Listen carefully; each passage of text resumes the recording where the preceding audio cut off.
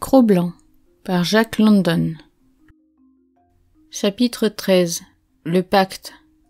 À la fin de décembre, Castor Gris entreprit un voyage sur la glace du fleuve Mackenzie, accompagné de Mitsah et de Clou-Couch. Pour lui-même et pour sa femme, il prit la conduite d'un premier traîneau tiré par les gros chiens. Un second traîneau, plus petit, fut confié à Mitsah, et les jeunes chiens y furent attelés. Ce traîneau était un jouet plutôt qu'autre chose, et cependant il faisait les délices de Mitsah, qui commençait ainsi à jouer son rôle dans le monde, et en était tout fier. À son tour, il apprenait à conduire les chiens et à les dresser. Le petit traîneau n'était pas d'ailleurs sans avoir son utilité, car il portait près de 200 livres de bagages et de nourriture. Le louveteau avait vu les chiens du camp travailler sous le harnais, aussi ne fut-il point trop effarouché lorsqu'on l'attela pour la première fois. On lui passa autour du cou un collier rembourré de mousse, et que 2 lanières reliées à une courroie qui se croisait sur sa poitrine et sur son dos. À cette courroie était attachée une longue corde qui servait à tirer le traîneau. 6 autres chiens composaient l'attelage avec lui. Ils étaient nés au début de l'année, et par conséquent âgés de 9 à 10 mois, tandis que le louveteau n'en comptait que 8. Chaque bête était reliée au traîneau par une corde indépendante fixée à un anneau.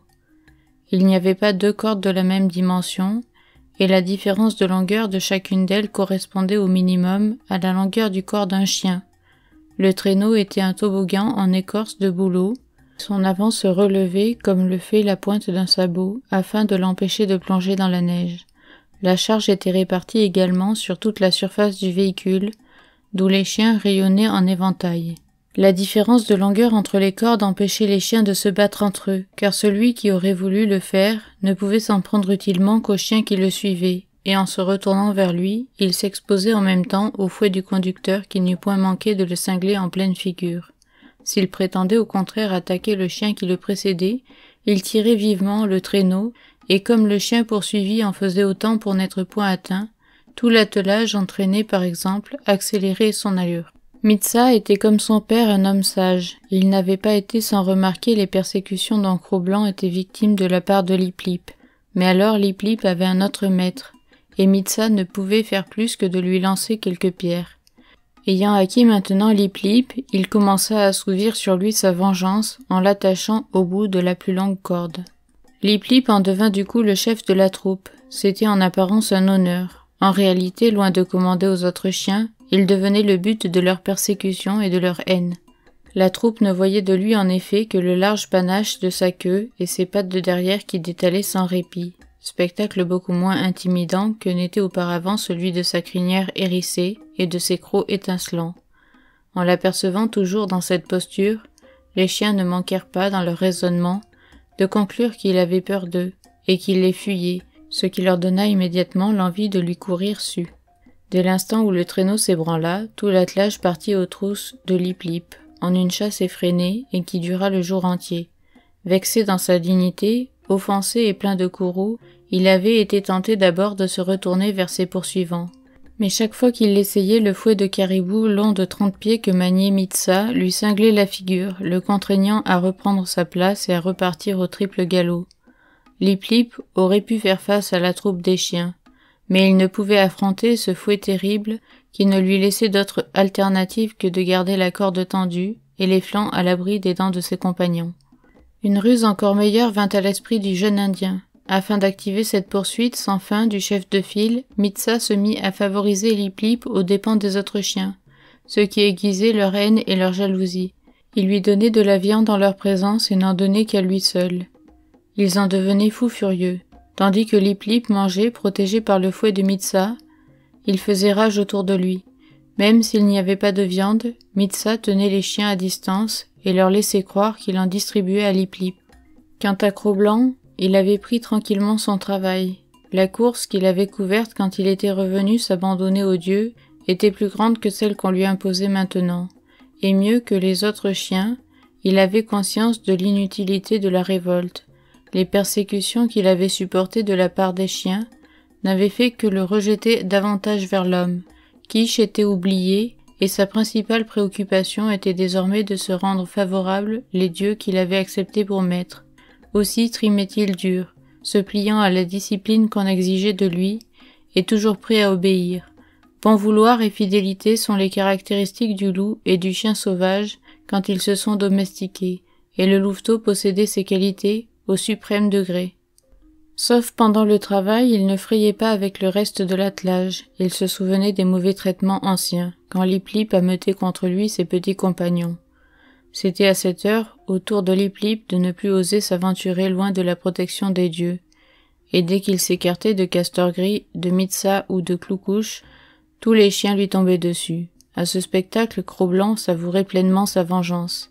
Il n'avait pas davantage pardonné aux autres chiens, qu'il prenait plaisir à rosser à toute occasion, appliquant dans son intégralité la loi, opprimer le faible et obéir au fort. Aucun d'eux, même le plus hardi, n'osait plus essayer de lui voler sa viande. Bien au contraire, ils dévoraient tous précipitamment leur propre repas, dans la crainte que le louveteau ne vînt le leur ravir. Lui, de son côté, mangeait sa part le plus rapidement qu'il pouvait, et malheur alors au chien qui n'avait pas encore terminé. Un grondement et un éclair d'écrou, et ce chien était libre de confier son indignation aux impassibles étoiles tandis que Cro-Blanc finissait la viande à sa place. Ainsi le louveteau se fit à lui-même un orgueilleux isolement. Les récalcitrants, s'il en trouvait, étaient férocement mis au pas. Aussi sévère que celle des dieux était la discipline imposée par Cro-Blanc à ses compagnons. Il exigeait d'eux le plus absolu respect, tenant pour crime l'esquisse même d'une résistance. Bref, il était devenu un monstrueux tyran. Et tant que dura le voyage, sa situation parmi les autres chiens, petits ou grands, fut fort enviable. Plusieurs mois s'écoulèrent et Castor-Gris continuait son voyage. Les forces du louveteau s'étaient accrues par les longues heures passées à courir sur la neige en tirant le traîneau, et l'éducation de son esprit s'était également parfaite. Il avait entièrement parcouru le cercle du monde au milieu duquel il vivait, et la notion qui lui en demeurait était toute matérielle et dénuée d'idéal. Le monde avait achevé de lui apparaître féroce et brutal, un monde où n'existait ni affection ni caresse, un monde sans chaleur pour les cœurs et sans charme pour l'esprit. Il ne ressentait pas d'affection pour Castor-Gris, c'était un dieu il est vrai, mais un dieu sauvage entre tous, qui jamais ne caressait ni ne prononçait une bonne parole. Cro-Blanc sans doute était heureux de reconnaître sa suprématie physique sous l'égide de laquelle il était venu du Wild pour s'abriter, mais il subsistait en sa nature des profondeurs insondées que Castor-Gris avait toujours ignorées. L'Indien administrait la justice avec un gourdin. Il en récompensait le mérite, non par une bienveillante caresse, mais simplement en ne frappant pas. Et cette main de l'animal-homme qui eût pu lui être si douce ne semblait au louveteau qu'un organe fait pour distribuer pierres, claques, coups de fouet et de bâtons, pinçons et tiraillements douloureux du poil et de la chair.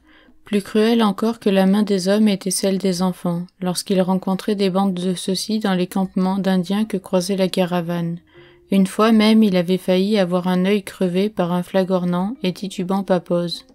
Depuis lors, il ne pouvait tolérer les enfants. Dès qu'il les voyait accourir vers lui, avec leurs mains de mauvais augure, il se hâtait de s'échapper. Peu après cette aventure, dans un campement voisin du grand lac de l'Esclave, il commit sa première infraction à la loi qu'il avait apprise de Castor-Gris, que le plus impardonnable des crimes était de mordre un des dieux. Selon l'usage admis pour tous les chiens, il s'en allait fourrager à travers le campement afin de chercher sa nourriture.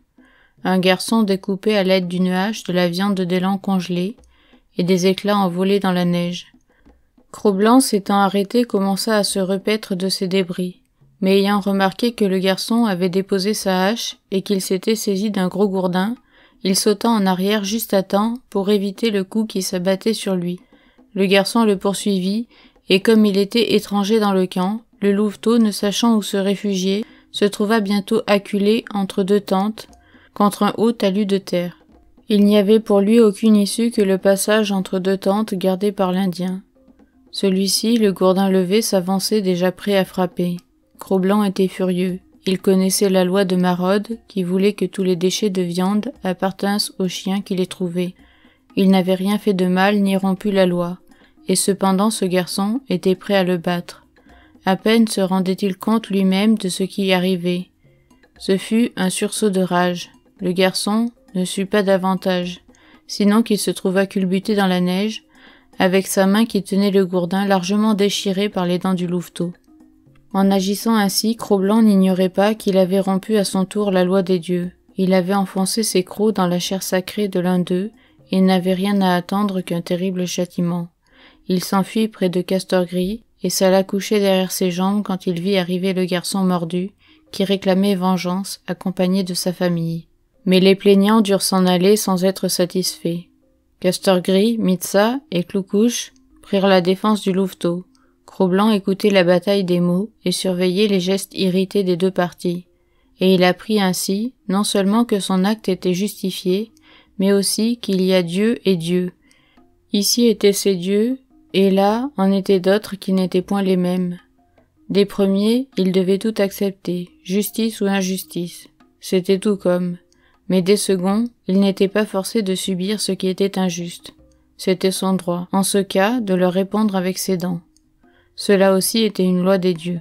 Le jour n'était pas terminé que Cro-Blanc en apprit davantage sur cette loi. Mitsas était seul dans la forêt en train de ramasser du bois pour le feu lorsqu'il se rencontra avec le garçon qui avait été mordu. Des mots grossiers furent échangés. Bientôt, d'autres garçons étant accourus, ils attaquèrent tous Mitsas. Le combat fut dur pour lui, et il recevait des coups de droite et de gauche. D'abord, Cro-Blanc regarda en simple spectateur ce qui se passait. C'était une affaire de Dieu qui ne le concernait pas. Puis, il comprit que Mitsas était un de ces dieux particuliers que l'on maltraitait. Par une impulsion immédiate, il bondit au milieu des combattants. 5 minutes après, le paysage était couvert de garçons en fuite, et le sang qui coulait des blessures de plusieurs d'entre eux, rougissant la neige, témoignait que les dents du louveteau n'avaient pas été inactives. Lorsque de retour à la tente, Mitsas raconta l'aventure, Castor Gris ordonna que de la viande fût donnée à Cro-Blanc, beaucoup de viande. Gorgé, le louveteau s'endormit devant le feu et sut que la loi qu'il avait apprise quelques heures auparavant avait été vérifiée. D'autres conséquences résultaient de cette loi. De la protection du corps de ces dieux à celle de leurs biens, il n'y avait qu'un pas qui fut vite franchi par le louveteau. Il devait défendre ce qui appartenait à ces dieux. Dut-il même mordre les autres dieux? Quoique ce fût là un acte sacrilège en soi. Les dieux sont tout-puissants, et un chien est incapable de lutter contre eux. Cro-Blanc, cependant, avait appris à leur tenir tête, à les combattre fièrement et sans crainte. Le devoir s'élevait au-dessus de la peur. Il y avait d'autre part des dieux poltrons, et tels étaient ceux qui venaient voler le bois de son maître. Le louveteau connut quel temps s'écoulait entre son appel d'alarme et l'arrivée à l'aide de Castor Gris. Il comprit aussi que c'était la peur de l'Indien, plus encore que la sienne, qui faisait sauver le voleur. Quant à lui, il fonçait droit sur l'intrus, et entrait ses dents où il pouvait. Son goût pour la solitude et son éloignement instinctif des autres chiens le désignaient d'eux-mêmes pour ce rôle de gardien des biens de Castor Gris, qui l'entraîna et le dressa à cet emploi. Il n'en devint que plus revêche et plus sauvage encore. Ainsi se scellaient et se précisaient les termes du contrat signé par Cro-Blanc avec l'homme. Contre la possession d'un dieu de chair et de sang, il échangeait sa propre liberté. Nourriture et feu, protection et société étaient au premier rang des dons qu'il recevait du dieu. En retour, il gardait les biens du dieu, défendait sa personne, travaillait pour lui et lui obéissait. Kish même était devenu un souvenir du passé. Le louveteau, pour se livrer à l'homme, avait abandonné à tout jamais la liberté, le wild et sa race. S'il lui arrivait de rencontrer Kish, les termes du contrat lui interdiraient de la suivre. C'était un devoir qu'accomplissait Cro-Blanc envers le dieu qui était le sien. Mais dans ce devoir n'entrait pas d'amour. L'amour était un sentiment qu'il continuait à ignorer.